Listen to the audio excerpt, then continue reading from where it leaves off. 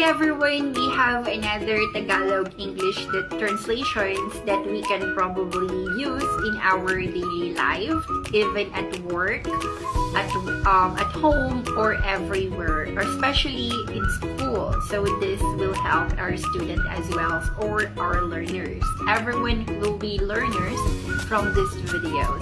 So let's start.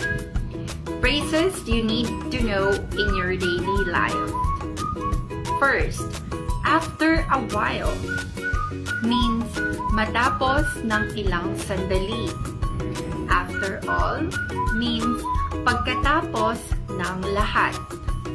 All in all means sa kabuuan. And yet means gayon paman. As long as means hanggat or basta't.